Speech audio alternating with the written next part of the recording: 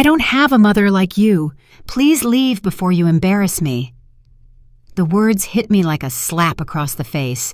I froze in the doorway of the bridal suite, holding the simple envelope I had prepared for my daughter's big day. Grace stood there in her wedding gown veil, pinned neatly to her hair, eyes sharp with anger. Around her, bridesmaids gasped and fell silent, the rustle of silk dresses filling the air where words failed. I tried to smile, though my lips trembled. "Grace, it's me. It's Mom. I just wanted to see you before the ceremony." But she stepped back as if my presence might stain the pristine white of her gown. "No, you don't belong here. I told you not to come. I won't have people whispering about where I come from." Her fiancé, Trevor, appeared at her side, his arm sliding possessively around her waist. He didn't even look at me when he said almost casually, "Honey, we don't have time for this. Security can handle it." His words dripped with indifference, as if I were no more than an unwanted guest who had stumbled in by mistake. My chest burned. I had raised this child alone after her father died. I had sacrificed nights of sleep, holidays, every ounce of strength, so she could stand here in that beautiful dress. And yet, in this moment, she looked at me as if I were a stranger. A wedding planner hovered nervously with a clipboard, whispering something about the final payment due before the reception. I clutched the envelope tighter, my fingers shaking. I had never imagined that the daughter I loved with my whole being would erase me from her life on the very day meant to celebrate love. I swallowed hard, forcing myself to step back. "I never thought my own child would treat me like this," I whispered, though I wasn't sure anyone heard. My name is Elaine Parker, and I am 54 years old. For most of my life, I worked nights stocking shelves at a supermarket in Austin, Texas.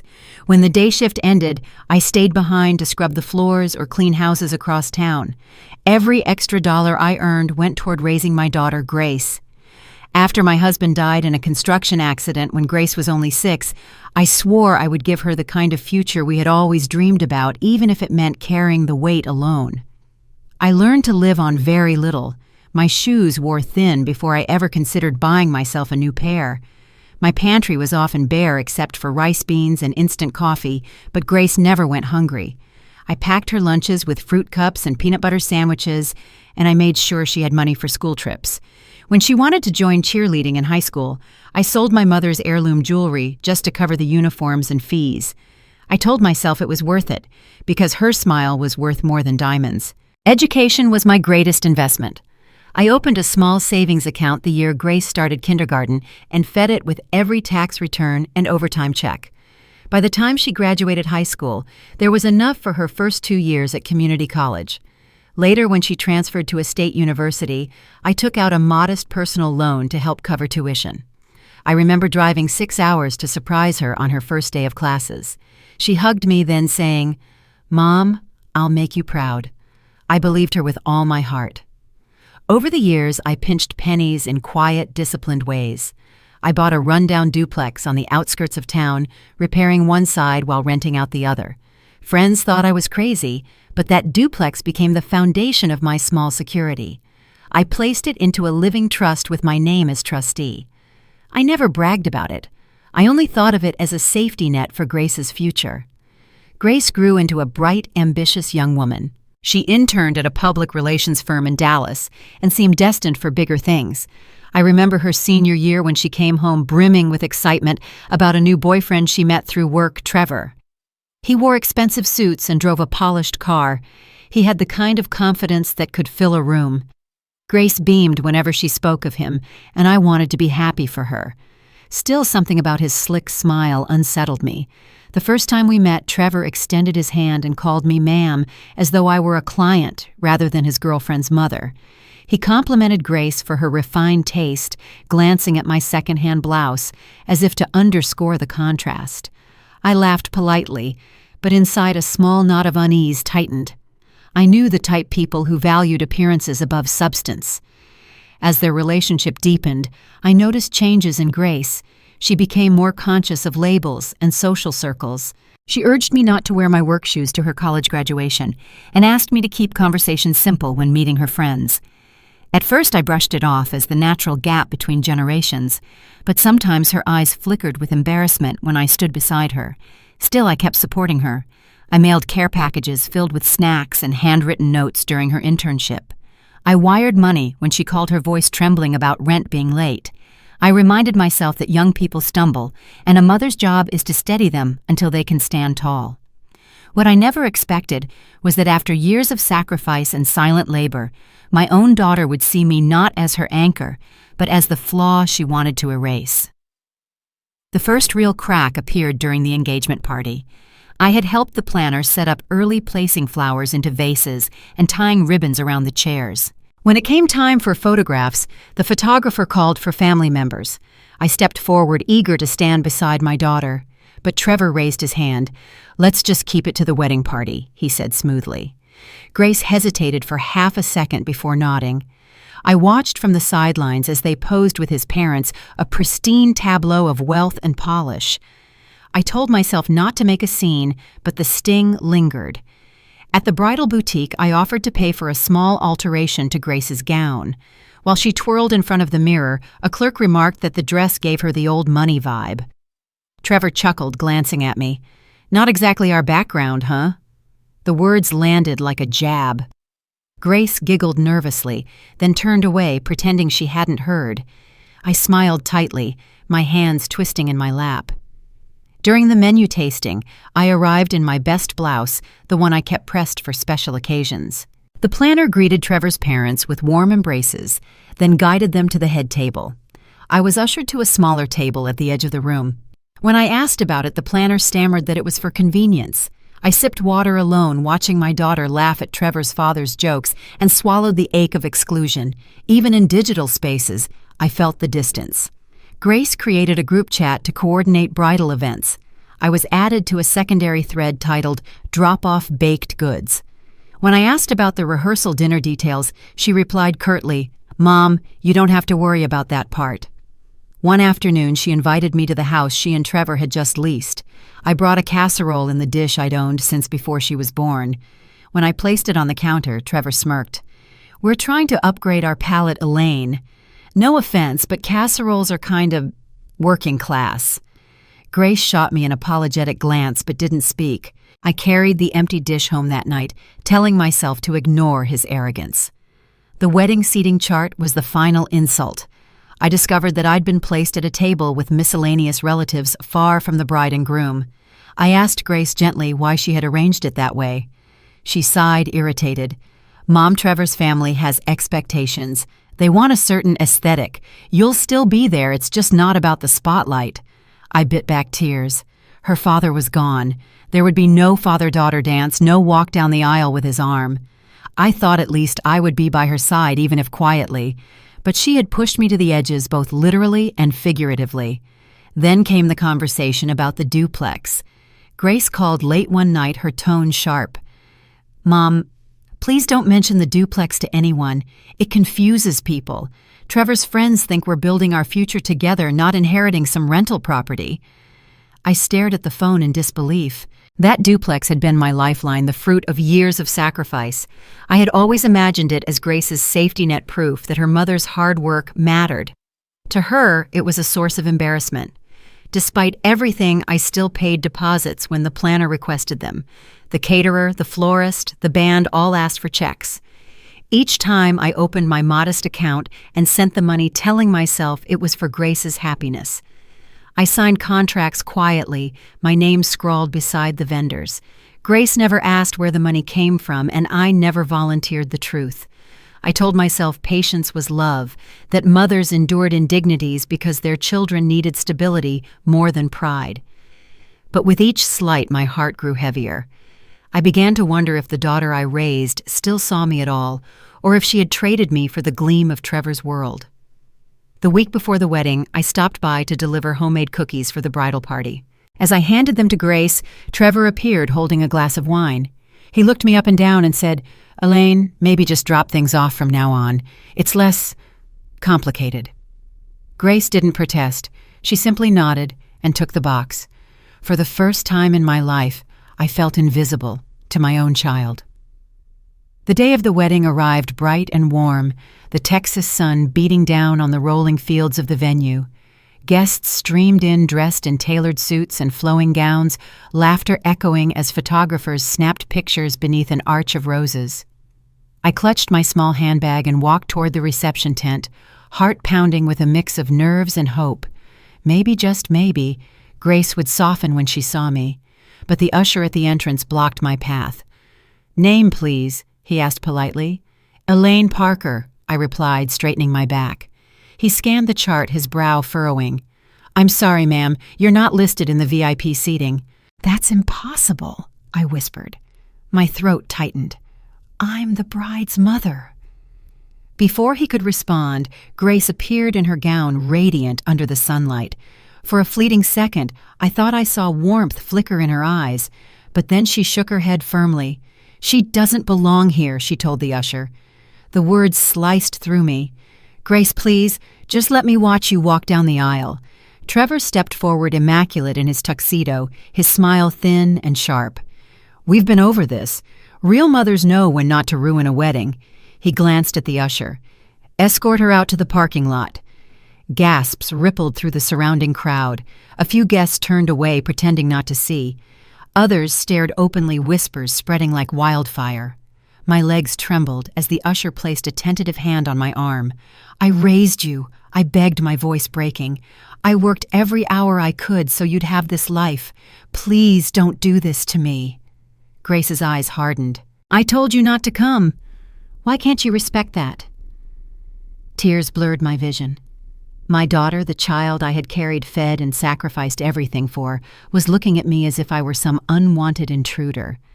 I thought of the nights I sat up sewing patches on her jeans, the mornings I walked her to school with lunch money scraped together from tips, the birthdays where I skipped meals just so she could blow out candles on a cake.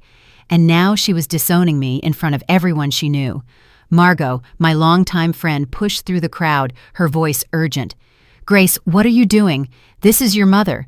But the usher stepped in her way, shaking his head. Trevor tightened his grip on Grace's hand and muttered, "Don't engage, babe. It's not worth it." The wedding planner hurried over her clipboard, clutched to her chest, panic written across her face.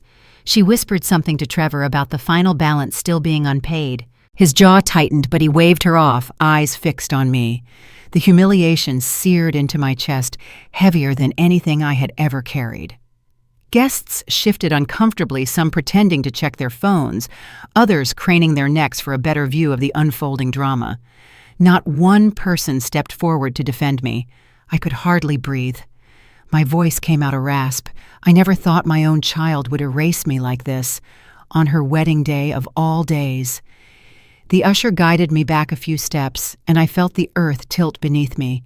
The air smelled of roses and champagne, but all I could taste was betrayal. For a moment, I thought I might collapse right there on the gravel path. Then Grace turned away, lifting her bouquet with practiced grace as though nothing had happened. The photographer called for her attention, and the moment was swallowed by the clicking of the camera. I stood there on the edge of it all, tears streaming silently invisible to the world that had once revolved around me. I did not collapse, though my body begged me to. Instead, I drew in a shaky breath and remembered something vital: they didn't know the truth. Grace and Trevor thought they held all the power, but in reality, the entire celebration balanced on me. Weeks earlier, when deposits for the venue catering and music had been due, I had been the one to pay them. Each contract bore my signature, not Grace's or Trevor's. The planner had insisted on a responsible guarantor, and I had stepped forward quietly, protecting my daughter's day. At the time, I told myself it was an act of love. Now it was my lifeline. The wedding planner rushed to me again, her face pale. "Mrs. Parker, the final balance is still outstanding. We can't start the reception until it's settled. You're listed as the responsible party." I felt Trevor stiffen at her words. He glanced at Grace, then at me, his confidence faltering. That can't be right. But it was. I reached into my handbag and produced a slim folder. Inside were copies of the contracts neatly highlighted. I had learned long ago never to sign anything without keeping proof. My fingers no longer trembled. I held the papers like armor. "Everything you see here today," I said softly but firmly, "was made possible because I paid for it. The flowers, the band, the food, it was all covered by me. A ripple of shock moved through the small circle of onlookers. Grace's bouquet trembled in her hands. "Mom, what are you talking about?" I turned to her, my voice steady now. I thought I was helping my daughter. I thought this day would be about love, about family.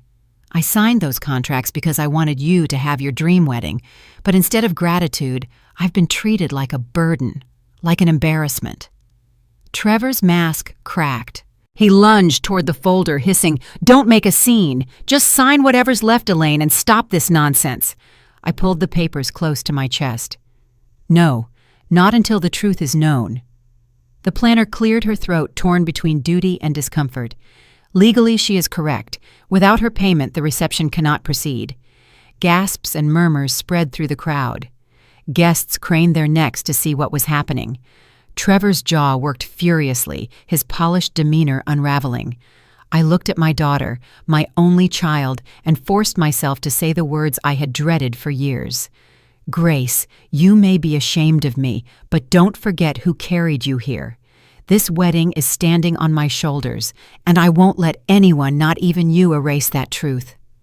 For the first time all day, she looked uncertain. Her lips parted as though she might protest, but no words came.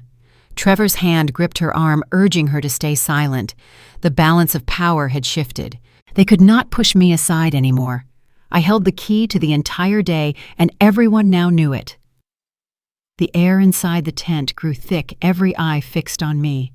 The band stopped tuning their instruments, and the chatter of guests evaporated into silence.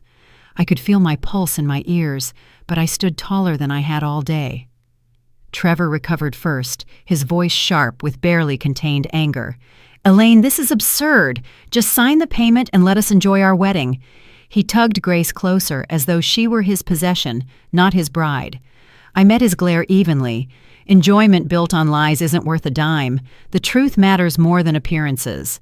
A murmur of approval rose from a few guests. Others shifted uneasily, waiting for the scene to unfold.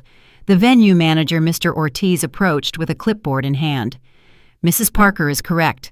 According to these contracts, she is the only party authorized to finalize payment. Without her approval, the reception cannot proceed."